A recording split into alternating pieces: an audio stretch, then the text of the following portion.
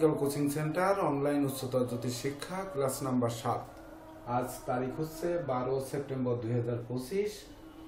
তো বিষয় হচ্ছে হস্তরেখার সূক্ষ্ম বিচার ও প্রতিকার পর্ব 2।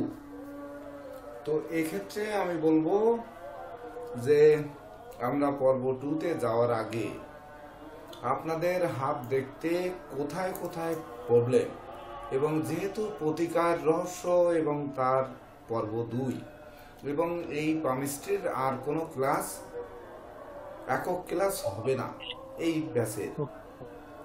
তো সেহেতু আমরা প্রশ্নের ভিতর দিয়ে কার কোথায় বাধা রয়েছে সেগুলোর ভিতর দিয়েই আমরা কিন্তু ক্লাস সম্পন্ন করব। তার আগে আজানটা একটু শেষ হোক, আমি বলি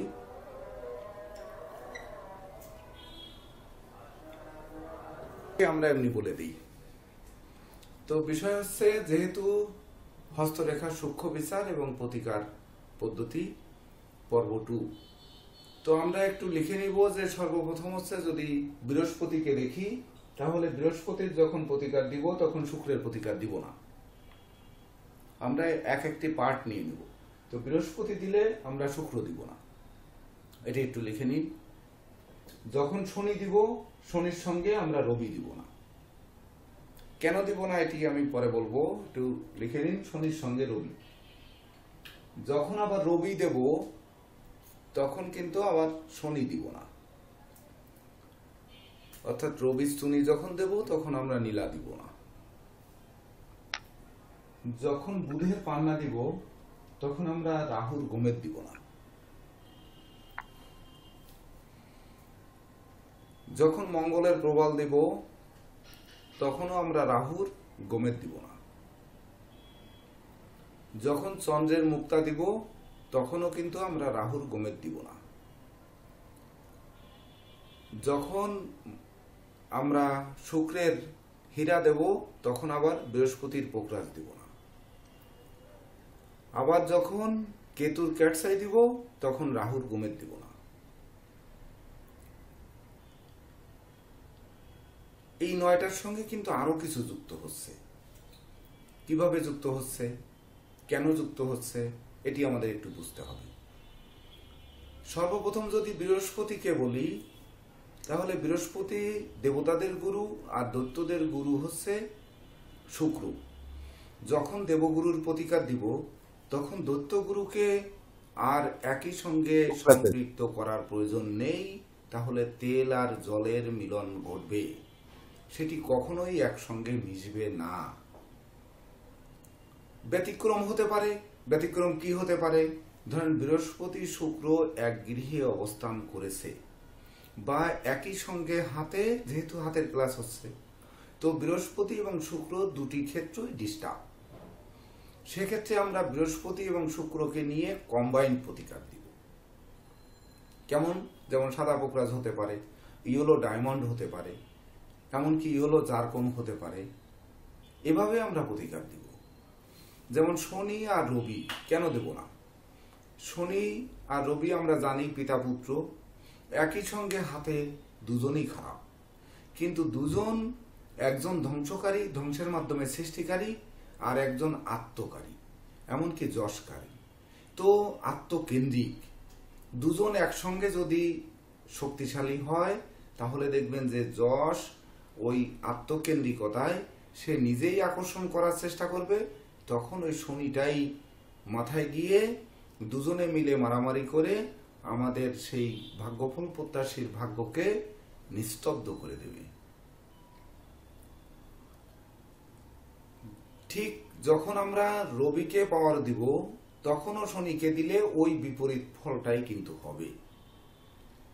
পিতার পুত্র একে অপরের মুখ দেখতে চায় না, তো একই সঙ্গে দুটির প্রতিকার দেওয়া যাবে না। যদি দিতে হয় কখনো, তাহলে আমরা কি করব? তখন বিচার করব যে রবি আর শনিকে দেখে যে শনির নীলার মধ্যেও রবি রয়েছে, যেটি রক্তমুখী নীলা, সেটিতে যাব। অথবা যদি রবির পাওয়ার বেশি প্রয়োজন হয় তখন স্যাফায়ার গ্রুপের রত্ন, যেটি পিঙ্ক বর্ণ ধারণ করে বা বহন করে, সেটিকে ব্যবহার করব। আবার রক্তমুখী নীলা মানে লাল নয়, এটি কিন্তু বুঝতে হবে। রক্তমুখী নীলা বেশিরভাগ ক্ষেত্রে বেগুনি হয়, আবার যত ভালো হয় তত কিন্তু সাদা হয়, ভিতরে হালকা লাল, মানে চোখে উঁচু করে না দেখলে বোঝা যায় না। তাহলে এই রক্তমুখী নীলা কিন্তু যখনই দেওয়া হয় তখন শুক্রকেও কিন্তু শোষণ করে। শুক্রের অবস্থান বিচার বিশ্লেষণ করে মঙ্গলের অবস্থান দেখে তারপর প্রয়োগ করব। রক্তমুখী নীলাটা ভয়ঙ্কর একটি নীলা। আমরা জানি যে রক্তমুখী নীলা শুধু জানি, কিন্তু এটি ভেবে চিনতে বুঝে শুনে তারপর জাতকের উপর প্রয়োগ করব। কিন্তু যখন রবির মাত্রা বেশি হবে, যেটি পিঙ্ক বর্ণের, আমরা পিঙ্ক সাফায়ার বলি বা ধরেন মেটাকাস্টার বলি, এইরকম রত্ন পাওয়া যায় যেটি রবিরই প্রকৃত কাজ করে কিন্তু শনিকে শাসন করে। সবসময় দেখতে হবে একসঙ্গে শত্রু আর মিত্র রত্ন যখন প্রয়োগ করব তখন সেই গ্রহটিকে, শত্রু গ্রহটিকে ডাবিয়ে দেবে না তাকে শান্ত করবে, তাকে ধ্বংস করবে না তাকে শান্ত করবে। আমরা সবসময় শান্তের দিকে যাব, যে শান্ত করাবো, কখনো ধ্বংস আমরা চাইব না। এটি আমাদের মাথায় রাখবো, কারণ আমরা প্রফেশনাল অ্যাস্ট্রোলজির পামিস্ট্রির শেষ ক্লাসে আমরা অলরেডি অতিক্রম করছি। তো এমন যেন না হয় যে মহামূল্যবান রত্ন পরে তারা বিশেষ করে আমাদের বিপক্ষে না যেতে হয় বা তাদের ক্ষতি সাধন না হয়, এটি আমরা মাথায় রাখব। যখন বুধের পান্না দেব, বুধ মূলত একমাত্র চন্দ্রকে ব্যতি রেখে আর কাউকে শত্রু মনে করে না। কিন্তু আমরা বলেছি যে যখন বুধের পান্না দেব তখন রাহুর গোমেদ দিব না।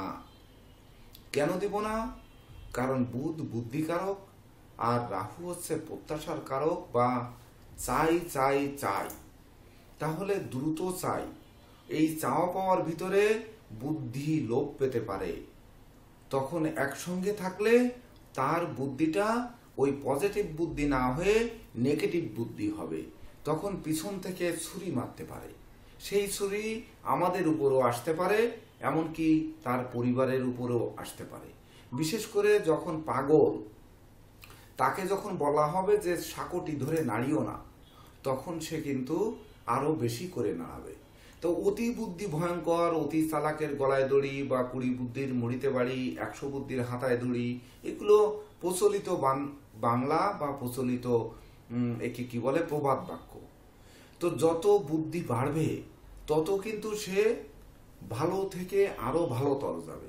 তো ভালোতর যেতে যেতে পরমাণু বোমা আবিষ্কার করলো, AK-47 আবিষ্কার করলো। যে গুলটি কাঠ আবিষ্কার করতে পারতো না, সে কিনা বুদ্ধির ভারে সে মারণঘাতক জিনিস তৈরি করছে। এমনকি আপনারা দেখেছেন যে সামান্য নেশাদ্রব্য, যে নেশাদ্রব্যটি বা একটি ঘুমের ওষুধ, সেটি কি হচ্ছে, সেবন করলে এক ধরনের ঘুম হচ্ছে। আবার ওই নিদ্রাকর বটি, যেটা চিন্তা শক্তি দূর করে, সেটিকে অন্যভাবে যখন পুড়িয়ে জ্বালিয়ে খাওয়া হচ্ছে তখন সেটি অন্যরকম নেশা হচ্ছে। যেমন দেখেছেন কাশির সিরাপ, ভারতে কাশির সিরাপ হচ্ছে কি যেন, ফেন্সিডিল। তো এটি একটি কাশির সিরাপ, কিন্তু আমাদের দেশে মানুষ ওটি দিয়ে নেশা করে। আবার দেখুন কাঠে ওই যে আঠা দেয়, সিলিকন বা জুতার আঠা, এই জুতার আঠা আমরা চামড়ায় লাগাই বা যে কোনো প্লাস্টিক দ্রব্য, এগুলোতে আমরা জোড়া লাগাই, কিন্তু সেটি দিয়ে আবার পুড়িয়ে ও ধোঁয়া টেনে কিভাবে নেশা করে। তাহলে এই বুধ যেন ওই নেগেটিভ দিকে না যায়, মানে রাহু লোভ লালসা বাড়ায়, সেই লোভ লালসা বাড়িয়ে যেন আমাদের বুধের সঙ্গে দ্বন্দ্ব বাঁধিয়ে ওই নেগেটিভ চরিত্রের দিকে না নেয়। তার জন্য বুধের পান্না যখন প্রয়োগ করব, ভুল ক্রমেও রাহুর গোমেদ সেই সঙ্গে প্রয়োগ করব না। একই সঙ্গে বুধ এবং রাহু দুজনই ডিস্টার্ব থাকতে পারে, একজনকে মুক্তভাবে চলতে দিতে হবে, যে কোনো একজনকে, সেটি রাহুকে দিন বা বুধকে দিন। তাহলে যখন আমরা জানি যে রাহুকে যখন দিব, তখন রাহুর সঙ্গে বুধের কোনো শত্রুতা নেই, আবার বুধের সঙ্গেও রাহুর শত্রুতা নেই, অর্থাৎ একজনকে দিলে আর একজনের দোষ নেই। তো একই সঙ্গে একটা মানুষকে আপনি সভ্য বানাবেন, লোভী বানাবেন, অর্থবিত্ত বানাবেন, আবার বুদ্ধিও দিবেন, সবকিছু কিন্তু দেওয়া সম্ভব নয়। এটি বুঝতে হবে। যেমন দেখা যাচ্ছে আমাদের অনুধাবন করতে হবে, শিশুটি লেখাপড়া করছে না, আবার সে প্রচন্ড দুরন্ত বান্দর, তার মনে লেখাপড়া করার ইচ্ছাই নেই, মানে ইচ্ছা শক্তি নেই। তাহলে আপনারা বললেন যে মনোবল বাড়ায় রাহুর গোমেদ, ইচ্ছা শক্তিও বাড়ায়, লোভ লালসা বাড়ায়, আর সঙ্গে সে মানে অমনোযোগী, মাথায় থাকে না বা ব্রেনে ধরে রাখতে পারে না। তাহলে পান্নাও দিলাম, আবার রাহুর গোমেদও দিলাম। তখন দেখা যাচ্ছে সে ওই সহজ বুদ্ধিটা বাদ দিয়ে বক্র বুদ্ধিটা সে কিন্তু চালাবে। এটি আমার এই 25 বছরের অভিজ্ঞতার আলোকে আমি আপনাদের বলতে চাই। তো এটি আমরা ত্যাগ করব। পরবর্তীতে আপনারাও এক সময় দেখবেন, ধাপে ধাপে শিখতে শিখতে, যখন প্র্যাকটিস করতে করতে যেয়ে দেখবেন যে হ্যাঁ, আসলে সনাতন অ্যাস্ট্রোলজিক্যাল কোচিং সেন্টার যেটি বলেছে এটি আসলে বাস্তব জীবনে কতটা গ্রহণযোগ্য। আবার যেমন বললাম যে মঙ্গলের রক্ত প্রবালের সঙ্গে আমরা রাহুর গোমেদ দিব না। তো আমরা রবি, মঙ্গল, শনি, রাহু, কেতু নৈসর্গিক পাপ গ্রহ। তো মঙ্গল ধৈর্য, সাহস, মনোবলের কারক, আবার নেতৃত্ব, কর্তৃত্ব, শ্রেষ্ঠত্বের কারক, সে অগ্নিকারক। তো সেই অগ্নিকারক গ্রহ, তাকে যদি চাপা দেওয়া হয়, মানে চাপা দেওয়ার চেষ্টা করা হয়, তখন সে কিন্তু ছাই দিয়ে কখনো আগুন চাপা রাখা যায় না। গোমেদ হচ্ছে ছাইয়ের বর্ণ। তো সেই যে রাহু তখন ওই আগুনকে চাপা দিয়ে পরবর্তীতে এমন ভাবে বাস্ট করবে যে বাস্টটি এমন ক্ষিপ্রতা পাবে যে সেটি আর রক্ষা করা সহজ হয়ে উঠবে না। দেখা গেল মঙ্গলের কারণে ছেলেটি মারামারি করছে, লাঠালাঠি করছে, রক্তপাত ঘটছে, ঘন ঘন দুর্ঘটনা ঘটছে। একই সঙ্গে লোকটির চরিত্রের মধ্যে পাওয়া গেল বা রাহুর ক্ষেত্রে অশুভ পাওয়া গেল। রাহুর কারণে তার দেখা যাচ্ছে ওই স্পৃহা বা ইচ্ছা সব লোপ পেয়েছে। তো একসঙ্গে দিলে কি হবে, তখন সেটি ওই মারামারি লাঠালাঠি আরো বাড়বে বই কি কমবে না। এটা আপনারা মিলিয়ে নেবেন, তখন দেখতে পাবেন। তাছাড়া এর বিপরীতে আরো অনেক কথা রয়েছে, সেটি আপনাদের প্রশ্নের ভিতর দিয়ে আসবো। যেমন চন্দ্রের মুক্তা, এটি যদি আমরা দেই, বা মুনস্টোন এটি যদি দেই, বা চন্দ্রের যে কোনো রত্ন যদি দেই, তাহলে আমরা রাহুর প্রতিকার দেব না। এটি আমরা বারবার বলেছি যে গ্রহণ, চন্দ্রগ্রহণ আর সূর্যগ্রহণ, যেমন রবির রত্নের সঙ্গে আমরা রাহুর রত্নও কিন্তু দিব না। শনির নীলা যেমন বলেছি পিতা পুত্রের কারণ, তেমনি রাহুর গ্রাসে চন্দ্রগ্রহণ এবং সূর্যগ্রহণ হয়। তো যখন চন্দ্রের প্রতিকার এবং রবির প্রতিকার দিব, তখন আমরা রাহুর প্রতিকার থেকে দূরে সরে আসব। কিন্তু চন্দ্রের প্রতিকারের সঙ্গে শনির প্রতিকার কিন্তু দিতে নিষেধ করা হয়নি, যে শনির নীলার সঙ্গে চন্দ্রের প্রতিকার দেওয়া যাবে। যদিও শনির শত্রু চন্দ্র, রবি এবং মঙ্গল, তথাপিও দেওয়া যাবে। এমনকি শনির প্রতিকারের সঙ্গে মঙ্গলের রক্ত প্রবালও দেওয়া যাবে, আবার চন্দ্রের মুক্তাও বা মুনস্টোনও প্রয়োগ করা যাবে। কেন যাবে? শনি যোগকারক গ্রহ, আর চন্দ্র হচ্ছে মাতৃকারক গ্রহ। তো মাতৃকারক গ্রহ যখন বিশেষ করে শান্ত, নম্র, ভদ্র যে থাকবে সেই যোগী হবে। বিশেষ করে শ্রদ্ধাবান লভতে জ্ঞান, আমরা যেটি বলি, যার ভিতর শ্রদ্ধা থাকবে, ভক্তি থাকবে, নমনীয়তা থাকবে, শান্ত শিষ্ট থাকবে, সেই তো জ্ঞান লাভ করবে, সেই তো আধ্যাত্মিক জ্ঞানের অধিকারী হবে, সেই তো দেখা যাচ্ছে নিজেকে শুধরে নতুন কিছু সৃষ্টি করবে, আর সেই হবে উপযুক্ত সাধক বা উপযুক্ত মানে এই গুপ্ত জ্ঞান বা আধ্যাত্মিক জ্ঞানের অধিকারী। তো শনি তখন ন্যায় পথে মানে চালিত করবে, অন্যায় পথ থেকে সরিয়ে আনবে। এটি করা যাবে। এমনকি মঙ্গল, যেটি শনির সঙ্গে প্রয়োগ করা যাবে। তো শনির চরিত্র আমরা জানি, আর মঙ্গলের চরিত্রও জানি। তো মঙ্গল, শনি 3টি গৃহে দৃষ্টি দেয়, মঙ্গলও কিন্তু 3টি গৃহে দৃষ্টি দেয়। তাছাড়া মঙ্গলের সঙ্গে শনির শত্রুতা থাকলেও মঙ্গল ভূমিপুত্র, সেই কিন্তু শনি ঠাকুরকে শান্ত করা বা শনি ঠাকুরের বা শনির কুপ্রভাব দূর করতে মঙ্গল গুরুত্বপূর্ণ ভূমিকা পালন করে থাকে। কারণ সে ওই রক্তবর্ণ, বিশেষ করে যেটা অরুণ বর্ণ অর্থাৎ নবোদিত সূর্যের বর্ণ যে রক্ত প্রবালটি, ওটি রবি, মঙ্গল এবং শনির কুপ্রভাবকে, কারণ ওই শনির সঙ্গে মিলিত হয়ে সম্পৃক্ত, মানে একসঙ্গে সম্পৃক্ত হয়ে সে ফল দান করে থাকে। যদিও শত্রু, তথাপিও তাকে সঙ্গে রেখে প্রতিকার দেওয়া যাবে। এবার আসি শুক্র। শুক্রের কথা তো বললাম যে শুক্রের সঙ্গে আমরা বৃহস্পতিকে অন্তত পক্ষে বাদ রাখবো। যদিও শুক্রের দুটি শত্রু আমরা জানি, একটি চন্দ্র আর একটি রবি, কিন্তু রবি এবং চন্দ্রকে বাদ দিতে বলা হয়নি বা বলিনি আমি। কিন্তু অবস্থান সাপেক্ষে সেটি প্ল্যানেটে যদি কখনো শুক্র এবং চন্দ্র, শুক্র এবং রবি একসঙ্গে যদি যুক্ত থাকে তাহলে সেখান থেকে সরে আসবেন। যদি দৃষ্ট থাকে তাহলেও সরে আসবেন। তো যদি দৃষ্ট এবং যুক্ত থাকে তাহলে সরে আসব। যদি না থেকে দুটি গ্রহই দুর্বল হয়ে থাকে তাহলে শুক্রের সঙ্গে চন্দ্র এবং রবিকে প্রয়োগ করা যাবে, কিন্তু কখনোই দৃষ্ট বা যুক্ত থাকলে প্রয়োগ করা যাবে না।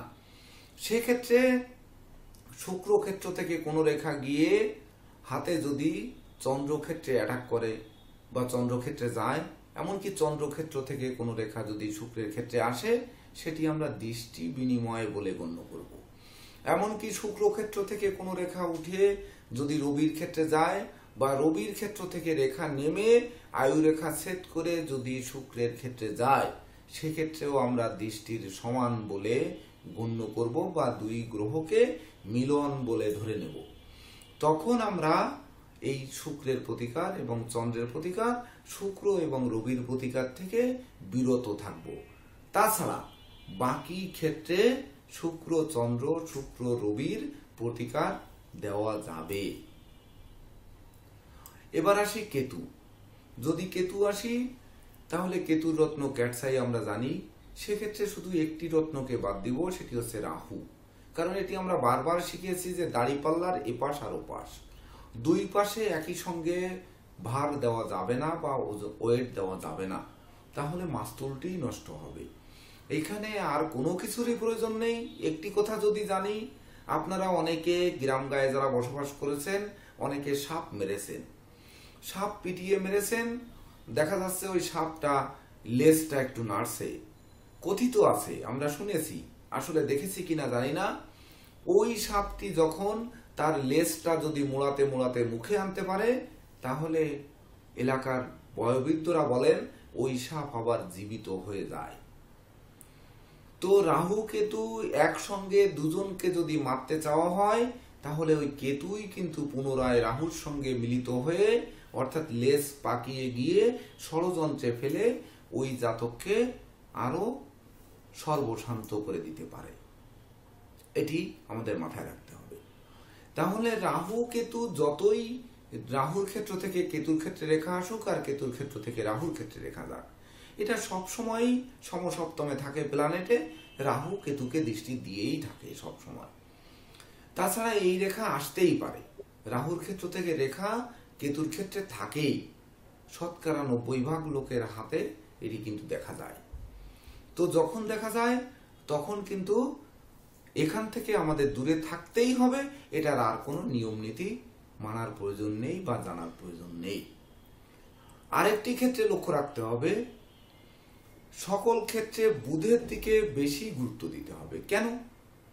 কথা হচ্ছে যে এত গ্রহ রেখে পামিস্ট্রিতে বুধের ক্ষেত্রে কেন বেশি গুরুত্ব দিতে হবে? বুধ থেকে বুঝতে হবে ওই জাতকের নার্ভের কোনো পীড়া রয়েছে কিনা বা শিরাজনিত কোনো পীড়া রয়েছে কিনা, প্যারালিটিক কোনো প্রবলেম আছে কিনা। অন্তর প্যারালিটিক, যেটি হাতের গ্রহের ক্ষেত্রকে ড্যামেজ করে দিতে পারে।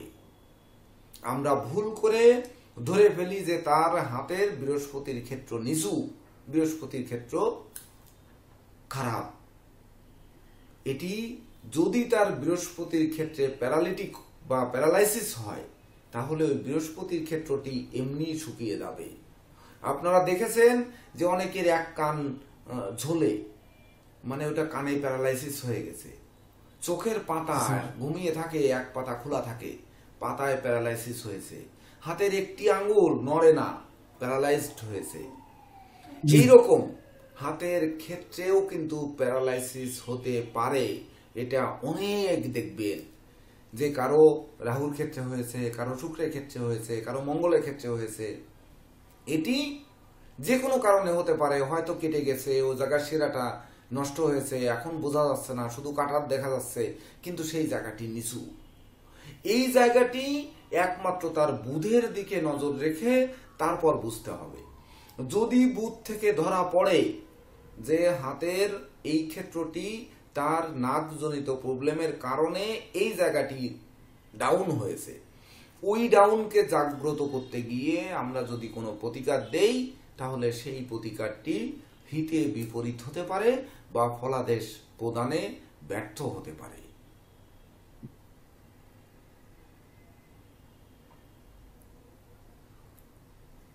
এইগুলো যদি আমরা নজর রাখি, এইবার বলেন আপনাদের আর কি কি নজরে আনার মতো এত যাবৎ ক্লাস করে আপনারা কি বুঝলেন, সেখানেও আমি প্রয়োজনে আপনাদের বুঝতে যেগুলো অসুবিধা সেগুলো আমি বোঝানোর চেষ্টা করব।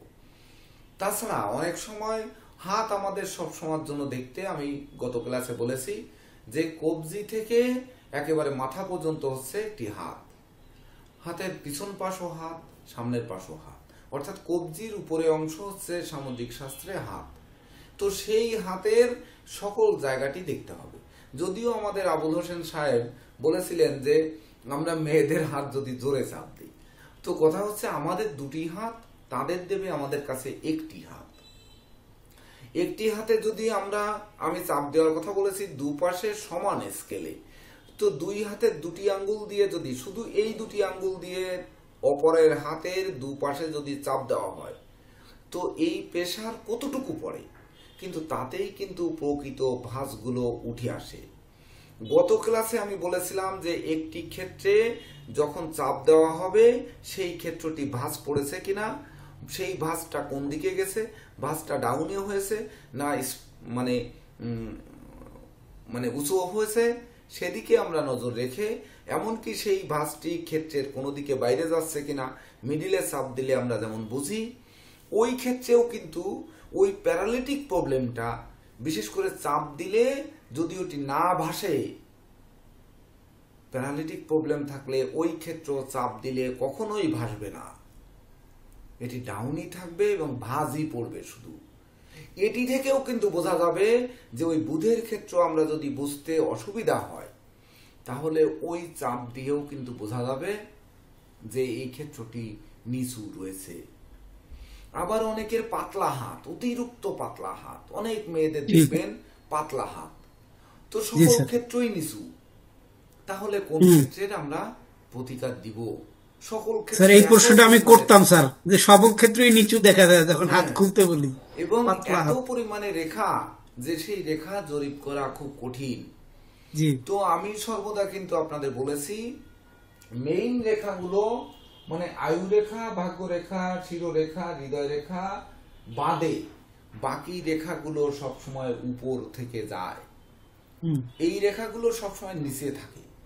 তো যখন নিচে থাকে তার উপর থেকে রেখাগুলো যায়, তাহলে ওই রেখাগুলোর উপরে চাপ দিলে রেখার উৎপত্তি স্থান আর নিষ্পত্তি স্থান, এই স্থানের উপর নির্ভর করে যে ওই দাড়িপাল্লা যেমন দেখতে হবে যে ওই রেখার উৎপত্তি স্থল আর নিষ্পত্তি স্থলের ঠিক দুই পাশ থেকে যদি চাপ দেওয়া হয়, কোন পাশে রেখাটি বেশি, আমার মিডিলে ধরার পরে রেখাটি কোন পাশে বেশি যাচ্ছে, সেই পাশটি হচ্ছে ওই রেখা দ্বারা অ্যাটাক করেছে। যে পাশে কম যাচ্ছে সে পাশ থেকে সে ঠেলে বের করে দিয়েছে। আমি গত ক্লাসে বলেছিলাম পরিবেশ, একটি ক্ষেত্রের পরিবেশটা দেখতে হবে। ঠিক পরিবেশটায় যদি দেখা যায় যে বৃহস্পতির ক্ষেত্র থেকে কোনো রেখা বের হয়ে শনির ক্ষেত্রে গেছে, এটি বৃহস্পতির ক্ষেত্রে যখন এই মিডিলে আমরা ধরে আঙ্গুলের মাঝখানে ধরে যখন এইভাবে চাপ দিব, যদি বৃহস্পতির ক্ষেত্র থেকে বাইরে না আসে, শনির ক্ষেত্রের দিকে বরং বেশি যায়, তাহলে বুঝতে হবে এটা বৃহস্পতির ক্ষেত্র থেকেই গেছে, আমরা চোখে এটি ধরতে পারছি না।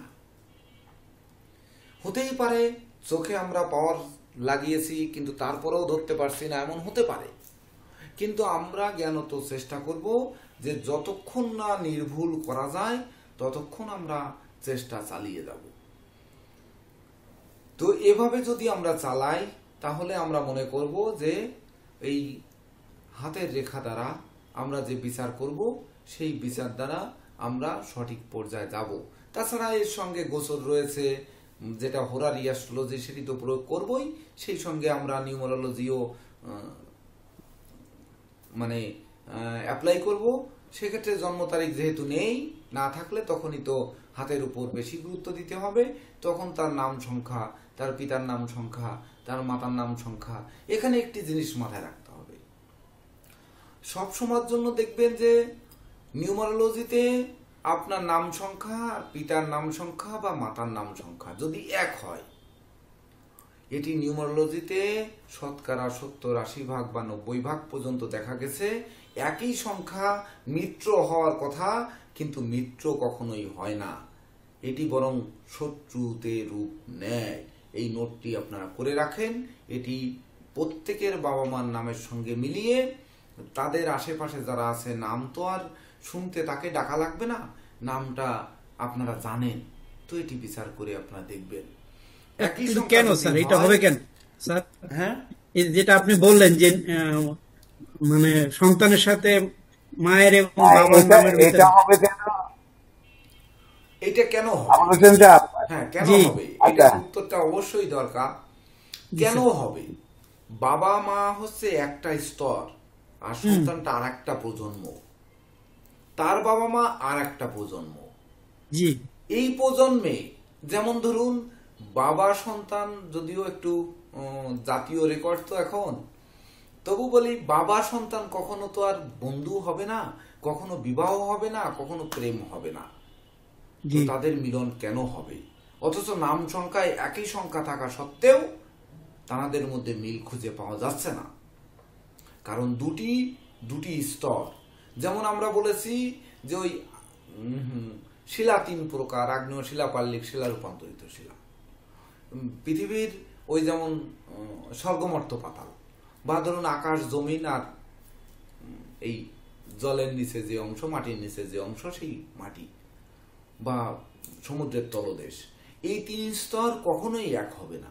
অর্থাৎ পূর্বপুরুষ মানে পূর্বপুরুষ, তার পূর্বপুরুষ, আমার পুরুষ, এই 3 পুরুষ কখনোই আপনার দেখবেন যে এটি এক জায়গায় কখনোই আসবে না।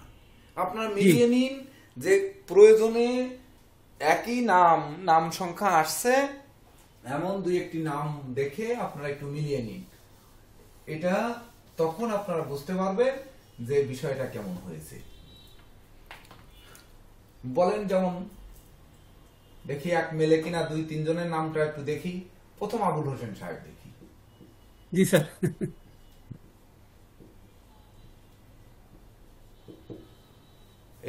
HOSSAIN তো ঠিক আছে। জি স্যার। জি 1 2 1 3 6 3 9 3 12 3 5 7 5 12 3 15 3 18 19 20 আর 5 25 7 7 আর 3 10 1। বাবার জি নাম স্যার। বলেন। বাবার নাম Abdul Halim. ABDUL HALIM। NIF। 5 আর 1 6 আর 5 11 12 12 6 18 9 1 2 1 3 4 আর 3 7 আর 6 13 3 16 6 আর 1 7 9 আর 7 16 7 হলো না। মায়ের নাম বলেন। রওশনারা বেগম। ROWS না, RAW SHON এ না, SS না, SAN রওশন। SANARA জি জি, রওশন আরা বেগম। EEGUM। বেগম হচ্ছে 2 2 আর 1 3 7 3 9 3 12 13 আর 5 18 19 1 2 আর 1 3 আর 1 4 4 আর 2 6 হলো না। বলেন আর একজনের নাম বলেন। স্যার আমি বলি স্যার, হ্যাঁ বলেন। সাধন কুমার বণিক। অথবা আপনারা নিজে নিজে একটু প্রত্যেকের নাম, বাবা মায়ের নাম দ্রুত একটু কাগজে বিচার করে করে যার এক হয় সেইটা বলুন। SADHAN কুমার বণিক BANIK। 3 আর 1 4 আর 8 5 13 14 আর 5 19 1 কুমার 6 2 আর 1 3 5 3 8 9 10 11 2 6 2 8 আর 1 9। বলেন বাবার নাম। সন্তোষ TOTU TUSS। হ্যাঁ সন্তোষ কুমার আছে নাকি? হ্যাঁ, কুমার বণিক। হ্যাঁ, তাহলে কুমার বণিক হচ্ছে 8, আর 3 আর 1 4 5, 3 আর 1 4 5 আর 9 আর 4 13, 13 আর 6 4 6 4 10 আর 3 13, 13 আর 5 19, 1 8 আর 1 9। এই পাওয়া গেছে। সন্তোষ 3 আর 1 4 5 আর 9 আর 4 13, 13 মানে 4 6 4 10 আর 3 13 আর 5 13 আর 5 18। ও না, হলো না, 18 মানে 9। 3 আর 1 4 5 আর 9, 9 আর 4 13 মানে 4, 4 6 4 10 আর 3 13, 13 আর 5 18, 9, 9 আর 8 17, 8। হলো না,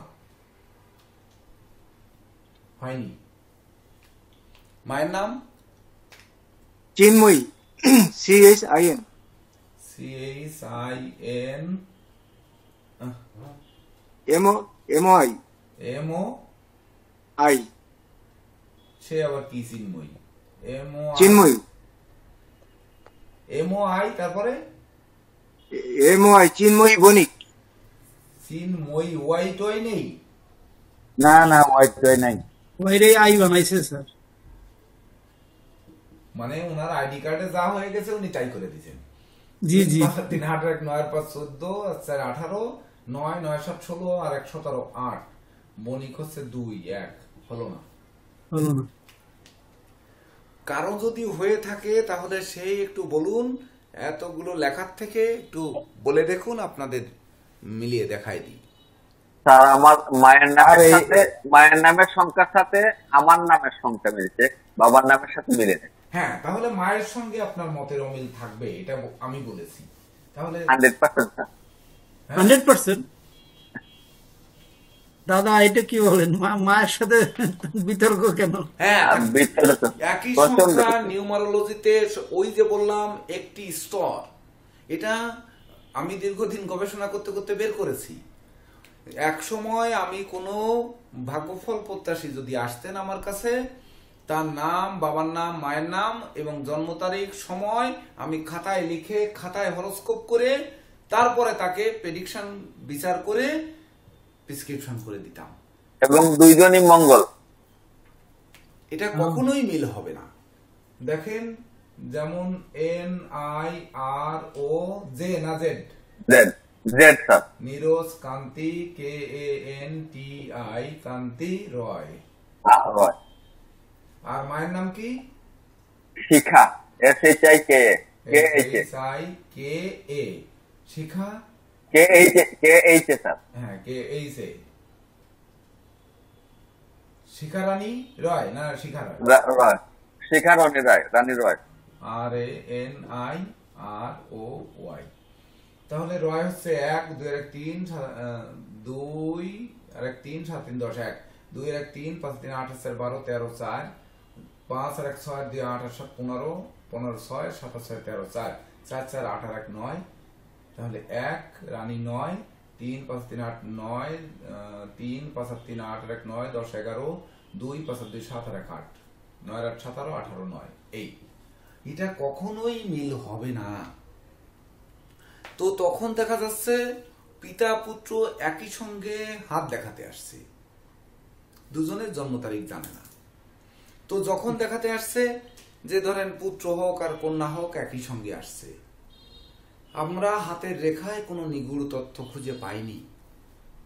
তো যখন পাইনি, এই দুজন ব্যক্তিকে কখনোই একই রত্ন সেট হলে সেটিও কিন্তু ফল বিপক্ষে দেবে, তাদের সঙ্গে কোনো মিল হবে না।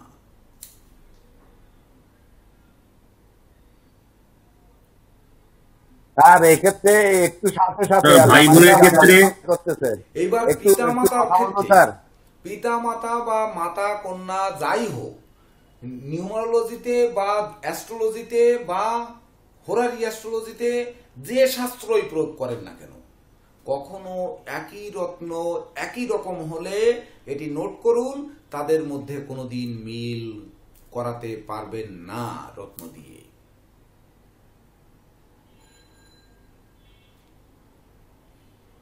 আর এখানে একটা মানে একটু জানার ইচ্ছা আপনাদের, সেটা বলবো। হ্যাঁ, বলবেন তো, আজকে তো বলার জন্য। সেটা, হ্যাঁ, এখানে যদি আপনারা, আমি যদি প্রথমে ধরি যে আপনি নিউমারোলজি করলেন, যে এখানে যদি মোহাম্মদ আবুল হোসেন আপনার মানে হয় তাহলে মোহাম্মদটা কি ধরবেন? আবার অনেকে মোহাম্মদ এমডি দিয়েও লেখে, আবার অনেকে আপনার পুরো মোহাম্মদটাও লিখে। হ্যাঁ, সেক্ষেত্রে সুন্দর সুন্দর সুন্দর সুন্দর। এই না হলে কি আর অভিজ্ঞ? বলতে হয় যে মরিচ পাকলে ঝাল বাড়ে। এইবার দেখেন এই প্রশ্নটি স্যার, আমার আবুল হোসেন স্যার, আমার সাহেবের কাছ বিদ্যুৎ থেকে চলে আশা গেছিল, করেছিলাম। স্যার। আবুল হোসেন সাহেবের কাছ থেকে আশা করেছিলাম। যখন আপনি এমডি লিখবেন, MD Abul ABUL Hossain HOSSAIN, MD হচ্ছে আর্ট, স্ট্রাকচার আর্ট। স্যার এই এমডিটা তো ধরতেছি না। আমি বলতেছি উনার উত্তরটা দেওয়ার জন্য। 1 জি। 2 1 3 7 3 9 আর 3 12 3 তিন, আর এই পাশে হলো 7। 7 আর 3 10 8 18 9 ধরলাম, এটা মেনে নিলাম। এইবার মোহাম্মদকে এমডি করেছি, কিন্তু যদি নিউমারোলজি করতে হয় তাহলে MAHAM পুরোটাই লিখতে হইবে। জি স্যার। AD এই মোহাম্মদ লিখতে হবে। জি। তাহলে এটি লিখলে কি হবে? 4 আর 1 5 আর 5 10 11 11 হচ্ছে 15 6 6 4 10 আর 1 11 11 হচ্ছে 15 মানে 6। এই 6 যোগ 3 যোগ 7 এই হবে মোহাম্মদ আবুল হোসেন। তাহলে 6 হ্যাঁ, এটা আপনি একটা ক্লাসে বলেছিলেন স্যার, ডিপ্লোমার ক্লাসে। যেমন শ্রী, বাবু এগুলো আপনারা লেখেন, হ্যাঁ। কিন্তু শ্রী SR লেখে, কেউ SRI লেখে। তো এটির ক্ষেত্রে কিন্তু আপনাদের আর একটা কথা বলেছি যে শ্রী এটা মূলত হয় তালিবর্ষায় রফলা দীর্ঘি। তাহলে শ্রী যদি হয় তাহলে তালিবর্ষা হচ্ছে S, তারপরে রফলা হচ্ছে R, তারপর দীর্ঘি মানে ডাবলি। এই বানানটা হয় নিউমারোলজিতে সঠিক, কিন্তু অনেকে লেখে এই শ্রী, এই জি, শ্রী লেখে পরেরটা আপনাদের সঠিক, কাছে স্যার। দিল। তাহলে এই শ্রী লিখলো না, কিন্তু এই শ্রীর মান হচ্ছে 3 2 5 আর 1 6, আর এই শ্রী হচ্ছে 3 2 5 আর 5 10 আর 5 15 6। ও দুইটা 6, 3 2 5 আর 5 6 5 11 2 6 না ই মানে 5 5 5 10 আর 2 12 3 15 6। হ্যাঁ, দুটোর মান একই। এক্ষেত্রে আপনি একই ধরে নিলেন, একই হচ্ছে, কিন্তু এই মোহাম্মদ আর এই মোহাম্মদ কিন্তু এক হচ্ছে না। জি। আবার অনেকে লিখছে মুহাম্মদ, মোহাম্মদ না মুহাম্মদ লিখে মুহাম্মদ, জি, ইউ দিয়ে লেখে। MU দিয়ে লিখছেন। তখন জি, স্যার। কিন্তু এর জায়গায় আর 5 যোগ হয়ে 6 আর 5 11 2 হয়ে যাবে। জি। তখন তার মানে হবে 2। তখন এই মোহাম্মদ আবুল হোসেন হয়ে যাবে 2 যোগ 3 যোগ 7। মুহাম্মদ যদি হয় তাহলে হয়ে যাবে 2 যোগ 3 যোগ 7। তাহলে 7 আর 12, 10 আর 2 12 3 হবে ফাইনালি। হবে। জি। তো এটি দেখতে হবে, কিন্তু কখনোই মানে পিতা পুত্র পিতা কন্যা, মাতা পুত্র মাতা কন্যা, এমনকি পিতৃ নামে পুত্র আর মাতৃ নামে কন্যা, এরকম একটা প্রবাদ বাক্য শুনেছেন কিনা? পিতৃ নামে পুত্র মাতৃ নামে কন্যা বিবাহ হয় না, এমন কোনো কথা স্বপন বাবু শুনেছেন কিনা, বা কেউ শুনেছেন কিনা? শুনেন, কেউ শুনেছেন? স্বপনদা শুনছেন? শুনে নাই স্যার। কেউ শুনেছেন যে পিতৃ নামে পুত্র আর কন্যা নামে মানে মাতৃ নামে কন্যা বিবাহ হয় না? শুনেছি স্যার, শুনেছি। স্যার, কে কে শুনেছেন? স্যার আমি শুনেছি। আর কেউ শুনেননি? হ্যাঁ স্যার, আমিও শুনেছি। শুনেছেন? হ্যাঁ স্যার। তাহলে দেখুন এটি কেন। পিতৃ নামে পুত্র মানে কি, মানেটা এখানে বুঝতে হবে। এইগুলো হচ্ছে মূলত গুরুমুখী বিদ্যা, হচ্ছে জ্যোতিষের এইগুলো। যেমন ধরেন পিতার নাম হচ্ছে, আমরা এখান থেকে লিখি হ্যাঁ স্বপন, SWAPAN, স্বপন, শুধু নামটাই পিতা। এইবার উনার জামাই, ইনি হচ্ছে শ্বশুর, ইনি শ্বশুর। এইবার জামাইয়ের নাম স্বপন হলে হবে না, এই স্বপন বিবাহ হবে না, এটা শাস্ত্রের বাইরে। এবার মাতৃ নামে কন্যা, মা হচ্ছে যেমন সুরভি, SURAVI, সুরভি হচ্ছে শাশুড়ি, উনার পুত্রবধূ সুরভি নাম হবে না। এইটা থাকলে ওই ব্রাহ্মণরা যারা কর্তা, যারা বিবাহ পড়ান, তারা তখন নাম রেখে তারপর বিবাহর সংকল্প বাক্য করে থাকেন। এটি শোনেন নাই আপনারা? কেউ শোনেননি? মানে শুধুমাত্র স্যার, শুনেছি, সাধনবাবু, শুনেছি। বাবু ছাড়া শুনেছি স্যার, বাবু শুনেছি। শোনেননি? না, কিন্তু যদি এরকম বিয়ে দিয়ে দেয় স্যার, তারপরে কি সমস্যা হয় অশান্তি তৈরি বৈবাহিক হবে। জীবন? ওই যে বললাম, পিতার পুত্র একই সংখ্যা একই নাম থাকলে তাদের মধ্যে দ্বন্দ্ব তৈরি হবে। আচ্ছা, অর্থাৎ এই Okay. মানে শ্বশুর এবং জামাই যদি একই নাম সংখ্যা একই মান সংখ্যা হচ্ছে, একই নাম সংখ্যা মানে তো একই মান সংখ্যা, তখন এই জামাই আর শ্বশুরের কোনো মিল থাকবে না। জি। এমনকি শাশুড়ি আর পুত্রবধূর সঙ্গেও ওই একই সংখ্যা থাকলে মা শাশুড়ি দ্বিতীয় মাতা, তখন আর ওই মা সন্তান তাদের মধ্যে মিল খুঁজে পাওয়া যাবে না।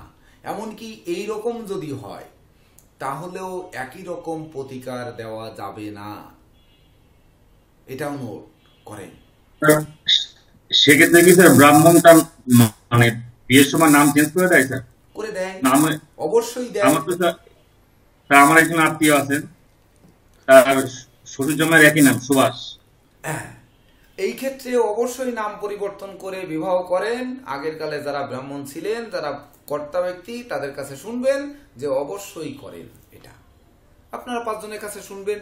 না হলে এখানে প্রসেনজিৎ চ্যাটার্জি রয়েছে, আমাদের স্বপন বাবু তো বললেন যে উনি জানেন না, উনি শোনেননি, তাহলে উনিও আশেপাশে শোনার চেষ্টা করবেন। যারা এরকম রয়েছেন, জানাদের আশেপাশে রয়েছেন, তাদের কাছ থেকে শোনার চেষ্টা করবেন। সাধন দা, আপনি শুনছেন? ওদের না ভোটার আইডি কার্ড হয়ে গেছে, সবকিছু হয়ে গেছে। সাধন বাবু কি কি শুনেছেন সেটা একটু ব্যাখ্যা দিন এখানে।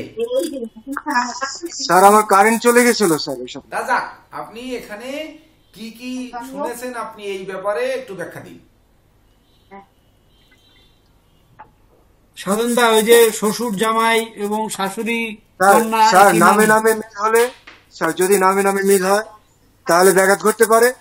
আর নিউমেরোলজি অনুযায়ী যদি সংখ্যায় মিল হয় বাবার সাথে আর ছেলে, তাহলে স্যার বিঘ্ন ঘটতে পারে। না, ঘটতে তো পারে, সেটি আমি বললাম, কিন্তু এই রকম হলে নামকরণ করে বিবাহ দেয়, এই প্রথা কি শুনেছেন কোথাও? স্যার মানে এই রকম যদি দেখা যায় যে পাত্রী দেখতে গিয়ে এইটা হয়ে গেছে, চয়েস হয়ে গেছে, এখন এখানে বিবাহ হবে, তখন নাম পরিবর্তন করে বিবাহ হয়, এই রকম কিছু শুনেছেন কিনা? হ্যাঁ স্যার, শুনেছি শুনেছি। হ্যাঁ হ্যাঁ, সেটা এটা তো আমাদের হিন্দু সমাজে এটা আচ্ছা স্যার, এটা হয়। এবং স্যার স্যার শুধু তাই না, এটা অনেক সময় বিয়ে হয় না স্যার। আপনার মানে একই নামে বিয়ে হয়, এটা শুনিনি বলছিলাম যে। আমি বলছিলাম যে আমি শুনি নাই যে ওই কথাটা যে একই নামে হয়, এটা শুনি নাই, এটা বলছিলাম যে স্যার। কি শুনছিলেন? মানে ধরেন আপনার মানে যেটা বলছিলাম যে মানে আমার ওয়াইফের নাম আর আমার মেয়ের নাম, আপনার এটা এই দুইটা এক নামে আপনার মানে হয় নাই।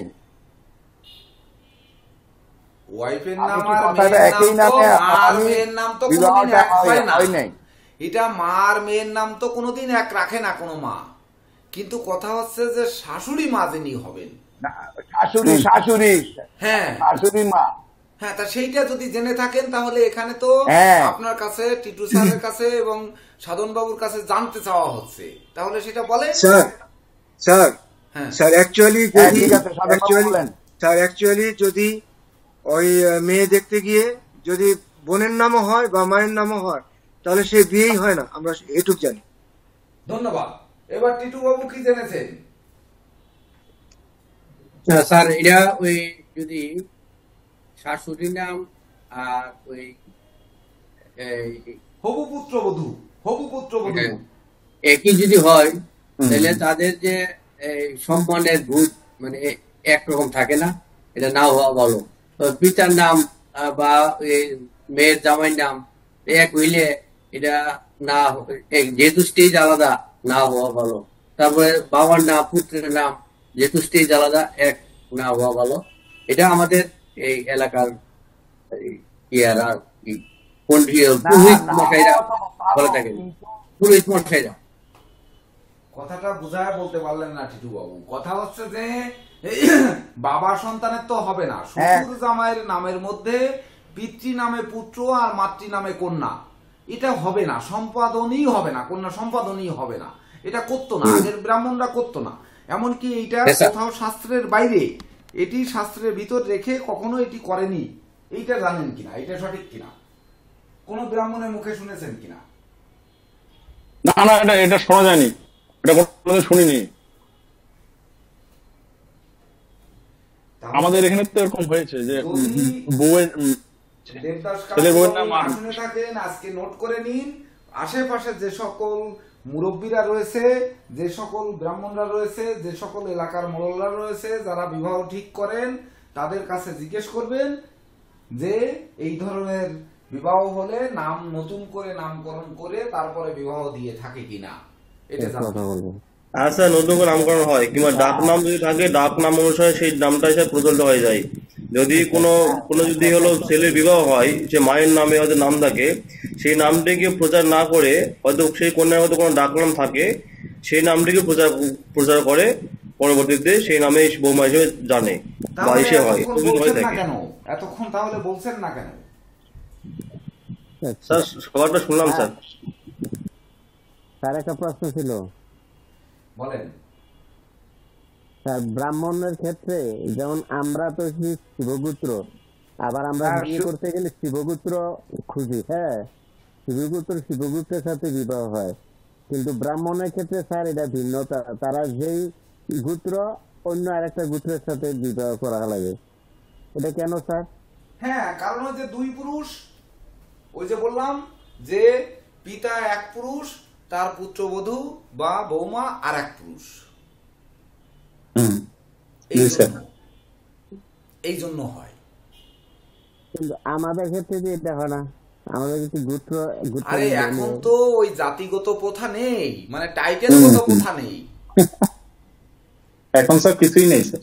হ্যাঁ, এখন তো টাইটেলগত প্রথা নেই। আমি হচ্ছে পাল, আমার বউ হচ্ছে সরকার, মানে সে দেশ চালায় আর আমি হচ্ছে বসে বসে খাই, তাহলে কি হচ্ছে? এই তো, এটা তো দেখছে না। কিন্তু আমি যেটা বলেছি এটা কিন্তু কখনোই হয় না, এবং এটি সংকল্প বাক্যেই নিষিদ্ধ রয়েছে। এটি আপনারা এই সকল জায়গায় দেখবেন, এটা ঠিক আছে। নামের সাথে মিল হলে এটা একটা মানসিক ভাবেও প্রবলেম হয়, অনেক প্রবলেম হবে। মাকে নাম ধরে ডাকছে, আবার একই নাম ধরে ডাকছে, বা ওই মানে বৌমাকেও একই নাম ধরে ডাকছে, এটা হয় কখনো? না না স্যার, হয় না, হয় না। এটা আসরিক বিয়ে হয়ে যায়। স্যার গুরু শিষ্য একই নাম হলে স্যার যন্ত্রণারে গুরু তো আর পিতা নয়, শিষ্য সন্তান নয়, বিষয়টা যে একই হইল, গুরু শিষ্য তো স্যার পৃথিবীর স্থানে না হলেই পালন, নাম পাল্টা দিতে হবে স্যার, এই হলো প্রতিকার। স্যার যা বললো নাম পাল্টা দিতে হবে স্যার। আপনাদের কি করে এক জায়গায় যদি এত সময় নেন, আপনারা এখন উচ্চতর শিক্ষার মধ্যে বাদ দেন, হয়েছে বাদ দিয়ে দেন, হয়েছে স্যার, এই বিষয়টা বাদ দিয়ে দেন, এই বিষয়টা হয়েছে স্যার, অন্য টপিক জানেন স্যার, এটা হয়ে গেছে স্যার। ভাই বোনে যদি স্যার এক পাশে সবাই কথা বলেন না, একটু খেয়াল করেন। শ্রী ভৃগু, ভৃগু আদি, ADI, শ্রী SREE ভৃগু, তারপরে হচ্ছে আসল ভৃগু ASHOL ভৃগু। তাহলে কোন ভৃগু মনি, আদি ভৃগু না শ্রী ভৃগু না আসল ভৃগু? কে কোনজন আসল? আসল ভৃগু তো আসল জনই আসল। আসল জন কখনো নামের আগে আসল দাবি করবে না যে আমি আসল, তাহলে আসল জন্যই এক নাম্বার ভুয়া।